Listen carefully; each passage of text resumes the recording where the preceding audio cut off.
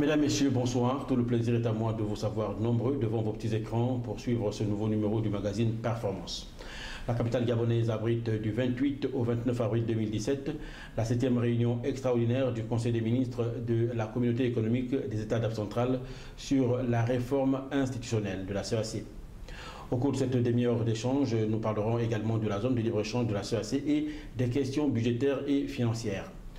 Nous recevons sur ce plateau trois invités de marque, à savoir, à ma gauche, Madame Marie-Thérèse Chantal Foula. Elle est secrétaire générale adjointe de la CEAC en charge du département de l'intégration physique, économique et monétaire. Au milieu, nous avons l'honorable Tabou Abdallah Manirakiza. Il est secrétaire général adjoint en charge des programmes, budget, administration et ressources humaines. Et puis, à ma droite, Monsieur Joël Kenya. Il est conseiller économique du secrétaire général de la CEAC en charge également de la coopération. Voilà donc pour le décor planté. Mesdames, Messieurs, bonsoir. Bonsoir. Alors, commençons par le thème principal de la réunion du Conseil des ministres, à savoir la réforme institutionnelle de la CEAC. Et à ma première question, qui va s'adresser à Monsieur le conseiller, dans quel contexte les chefs d'État et le gouvernement de la CEAC décident de la réforme institutionnelle et quels sont les enjeux et les objectifs poursuivis? D'abord, du point de vue historique, nous constatons que l'intégration en Afrique centrale se fait dans un cadre de multiples appartenances. Nous avons l'intégration la plus vieille concerne la CEMAC, qui date de 1959. Nous avons ensuite, dans la lignée du processus de Lagos, la CEAC qui est née en 1983. Ce processus d'intégration est inefficace à partir du moment où les États appartiennent à plusieurs communautés économiques régionales avec des moyens qui sont dispersés, des programmes qui peuvent se chevaucher. Et donc, les chefs d'État ont pensé, à juste titre d'ailleurs, qu'il fallait à terme construire une seule communauté économique régionale pour être plus efficace et éviter l'éparpillement, l'émiettement des ressources humaines, financières disponibles. Mais il faut également ajouter que cette Afrique centrale est dans un environnement de contraste entre des ressources, du potentiel en ressources forestières, ressources minières, pétrolières suffisamment denses, mais en même temps avec des résultats économiques faibles. Nous constatons dans cet environnement-là une pauvreté. On dit que 45% de la population est en dessous du seuil de pauvreté. Et donc, il faut également penser à construire une communauté économique régionale par des mécanismes, par le marché, par la construction d'infrastructures qui permettent de densifier les échanges, le commerce, ainsi de suite.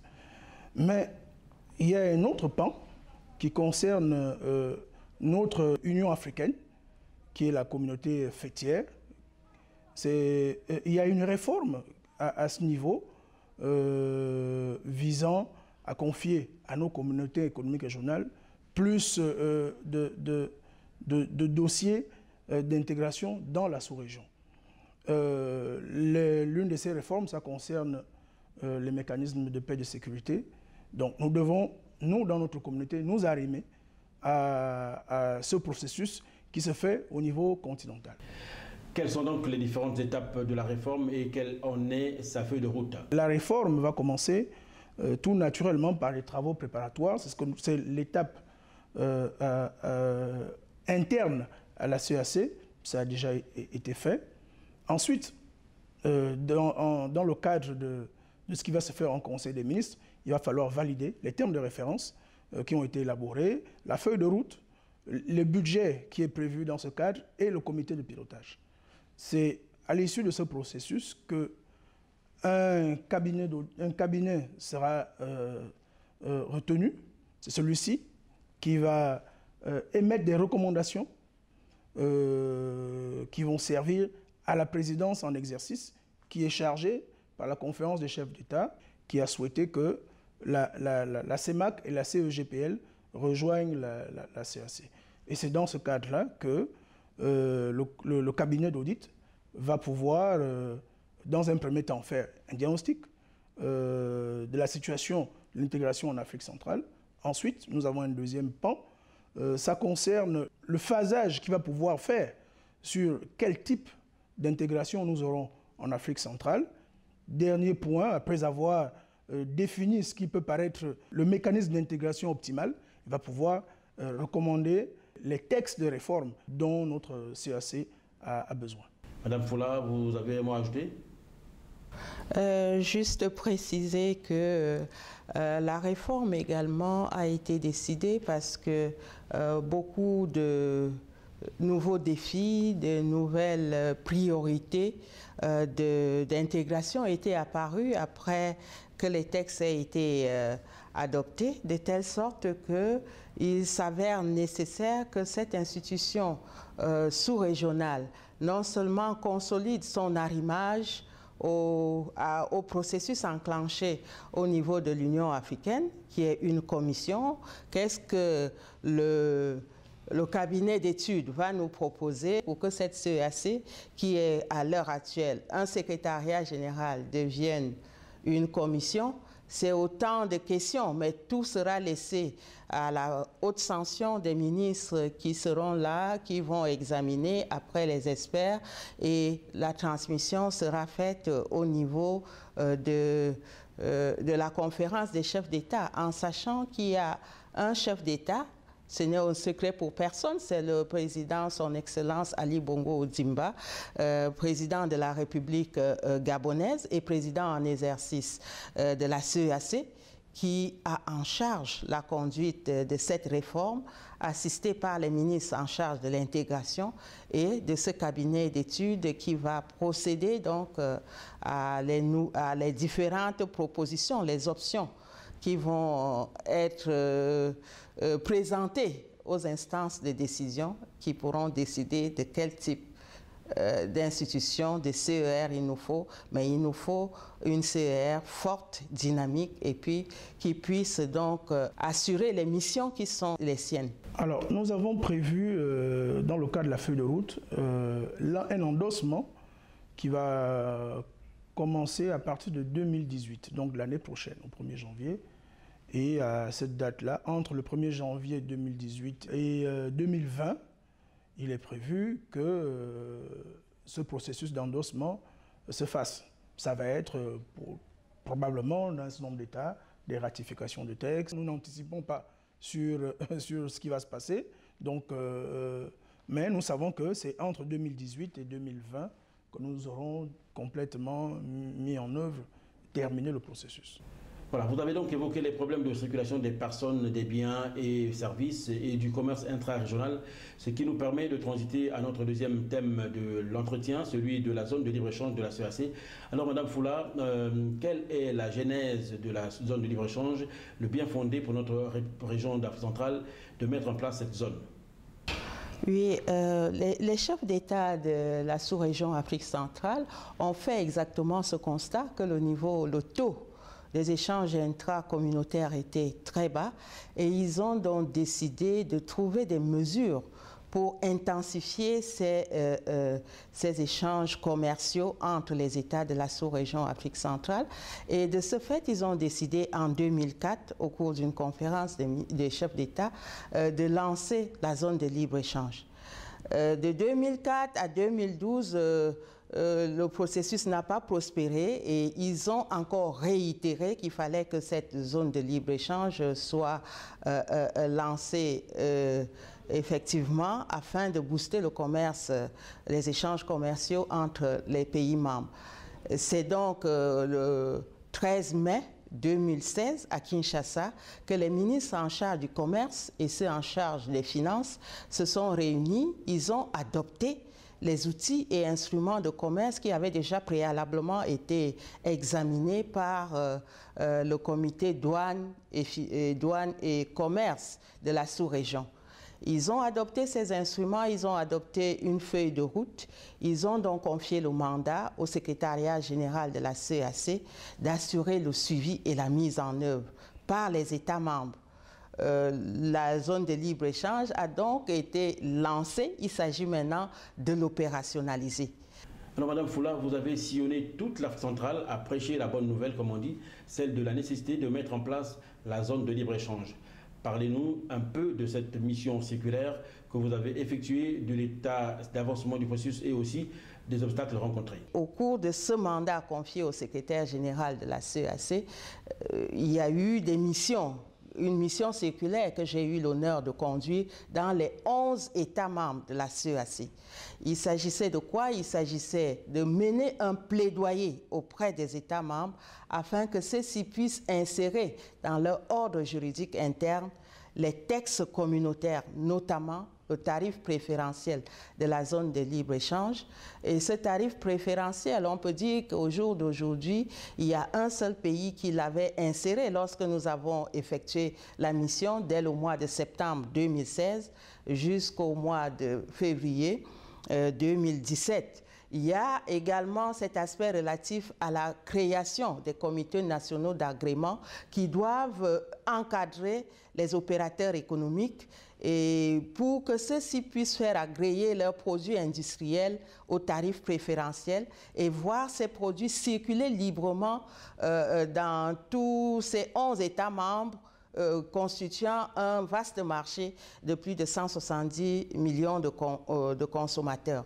Nous avons donc sensibilisé également les opérateurs économiques. Nous avons accompagné certaines administrations afin de pouvoir élaborer les textes qui doivent être insérés dans leur corpus juridique interne pour que la zone de libre-échange soit effectivement opérationnelle. Je dois d'abord souligner que dans la plupart des pays que nous avons visités, les États membres, ils étaient réceptifs à cet objectif. À quelques exceptions près, nous n'avons pas eu de position exacte de peut-être 2 ou 3 pays, mais les autres étaient enthousiastes. Ils demandaient que certains préalables soient donc réalisés, notamment la facilitation du commerce. Comme l'a dit le conseiller économique tout à l'heure, il faut des infrastructures pour que les marchandises puissent circuler. Ils ont posé le problème de la libre circulation qui n'est pas encore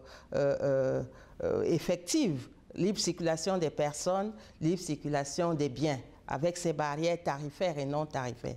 Ils ont posé le problème du retard dans la concrétisation de la contribution communautaire d'intégration qui doit permettre de mettre en place et d'opérationnaliser donc le fonds de compensation des recettes douanières. Ils ont également soulevé le problème relatif à la manière de minimiser l'impact négatif de l'APE d'un des pays membres sur les économies de la sous-région, de même que la nécessité de réhabiliter la chambre de compensation qu'abritait Kinshasa dans le cadre de l'harmonisation des politiques monétaires de la sous-région. La liste est longue, elle n'est pas exhaustive. Je ne peux pas citer tout cela ici, mais nous espérons qu'après la sensibilisation, le plaidoyer mené, les assurances qui nous ont été données par la plupart des États membres, qu'au soir du 29, nous aurons un bon nombre qui auront déjà avancé dans l'insertion des textes communautaires dans leur ordre juridique interne, qui auront déjà créé ces comités nationaux d'agrément qui doivent encadrer les opérateurs économiques qui en redemandent et pour que cette zone de libre-échange soit effectivement opérationnelle avant que l'Union africaine, qui a déjà enclenché le processus de négociation de la zone de libre-échange continentale, ne lance cette zone à la fin de l'année 2017. Donc c'est un souhait et nous espérons que nous pourrons avancer vers cette voie-là parce que notre sous-région est la seule qui n'a pas encore atteint l'étape de la zone de libre-échange telle que le prévoyaient dans les traités cités par le conseiller économique tout à l'heure. Un complément, monsieur le conseiller? L'intégration a un socle qui est théorique. Ce socle-là, c'est des travaux de recherche de Bella Balassa qui concernent un peu les étapes du processus d'intégration. La première étape du processus d'intégration, c'est la zone de libre-échange. L'étape de la libre circulation des personnes et des biens, c'est la troisième étape. Ça concerne la libre circulation des personnes. Là, il s'agit de la libre circulation des facteurs, donc les personnes, les personnes qui sont un facteur de production, mais également du capital. C'est la troisième étape. Mais à la première étape, on commence déjà par la libre circulation des biens. Je voudrais, à la suite du conseiller, abonder dans son sens pour dire que ce qu'il nous faut en ce moment, et nous le souhaitons vivement, c'est qu'il y ait insertion des textes communautaires relatifs au commerce, aux échanges commerciaux, au niveau de l'ordre juridique des États, pour que réciproquement, ils puissent laisser les produits circuler sans droit de douane, avec le flux et puis avec la diversification, comme il a dit, parce que ce sont des produits industriels de première transformation. J'ai vu à l'aéroport de Libreville des plaquettes de chocolat. Le chocolat, c'est du cacao déjà transformé, qu'on peut vendre à un pays qui n'en produit pas.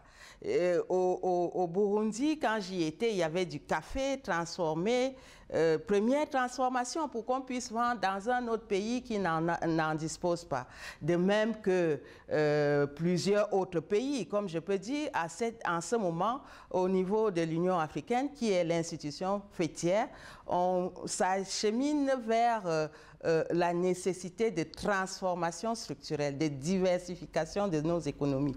Parce que si nous ne produisons tous que ce pétrole, lorsque la chute des cours survient comme en ce moment, nos pays sont en crise. Et puis, il y a la période de crise même qui peut servir de détonateur, puisque les pays sentent qu'il faut s'orienter vers d'autres sources de devises. Il y a eu des décisions prises lors du sommet extraordinaire de nos États membres de la CEAC qui sont à la CEMAC au mois de décembre à Yaoundé. Ça incite à pouvoir aller de l'avant vers la diversification pour qu'on ne puisse pas être en difficulté dès qu'il y a le moindre choc extérieur. Donc les pays sont réceptifs à ce processus-là. Et il faudrait que les textes existent, parce que le tarif préférentiel, par exemple, doit être inséré dans une loi de finances, parce qu'il y a un impact financier. De même que pour ce qui est du Comité national d'agrément des produits industriels, c'est un décret préparé par le ministère du Commerce. On encadre les opérateurs économiques pour qu'ils puissent envoyer leur dossier d'agrément. Dès que les produits sont agréés, les décisions signées par le secrétaire général de la CEAC, ces produits pourront circuler librement. Voilà, on évoque toujours l'interdépendance entre le commerce et les infrastructures. On dit en français facile, là où la route passe, le développement suit.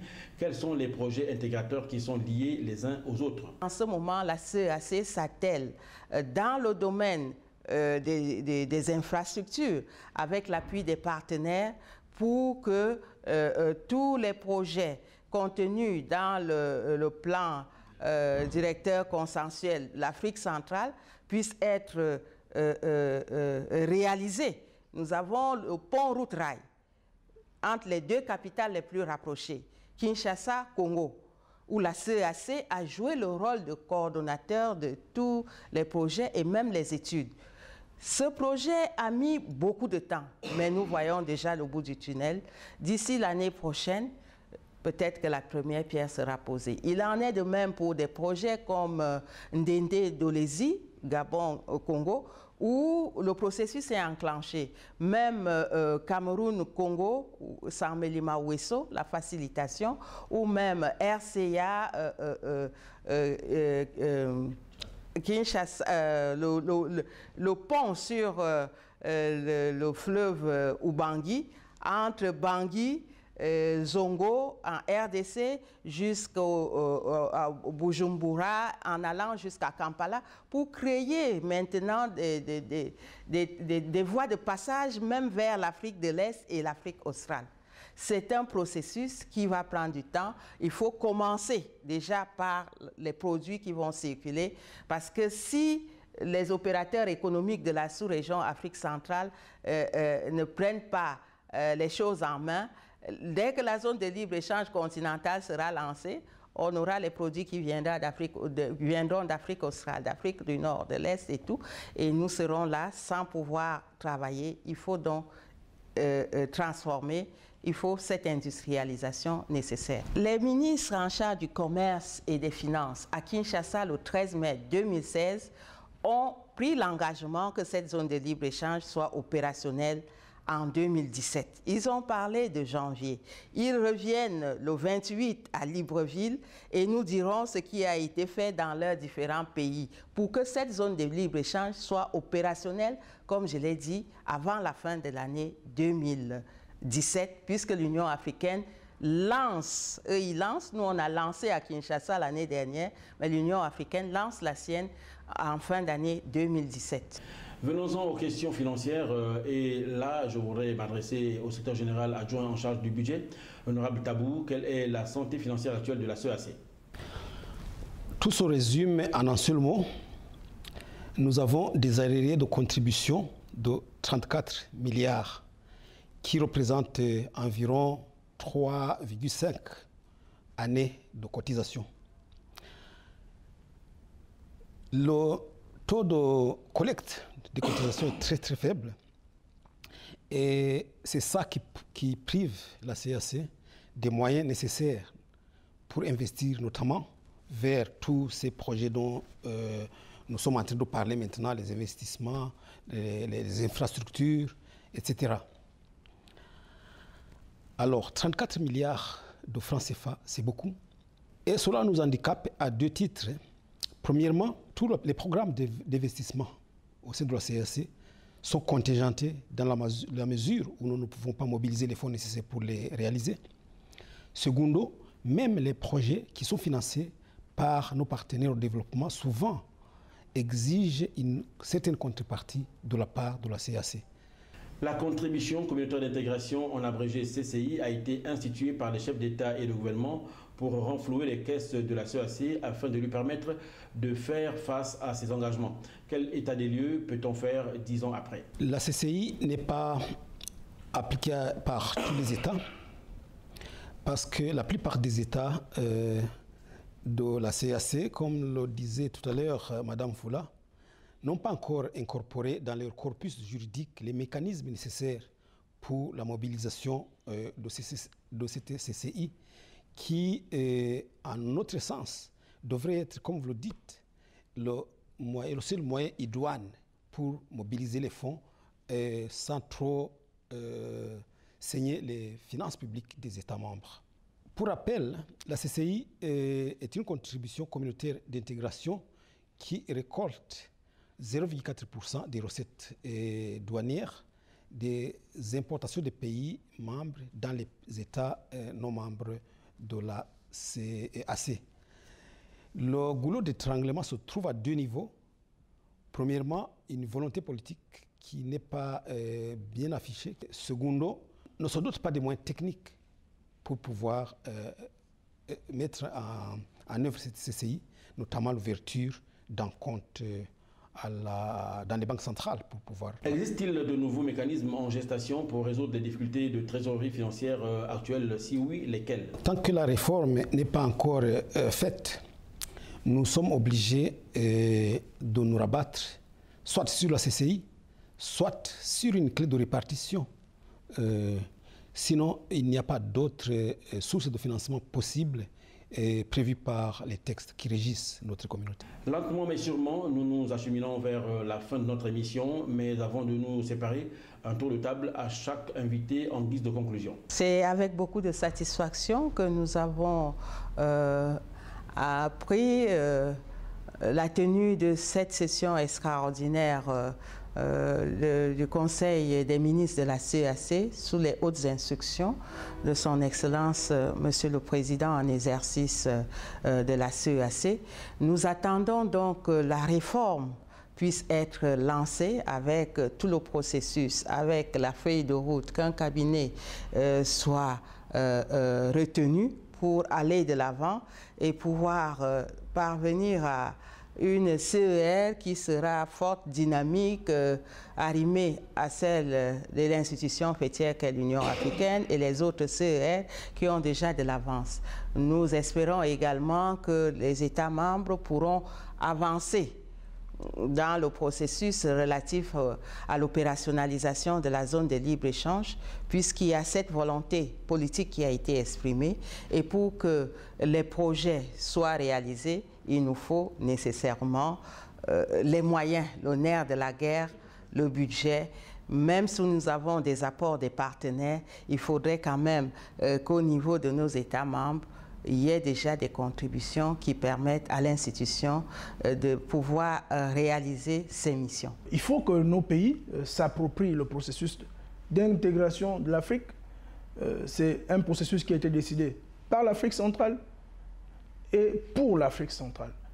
Un certain nombre de réponses aux préoccupations de nos populations se trouvent dans le processus d'intégration prévu depuis de longues dates.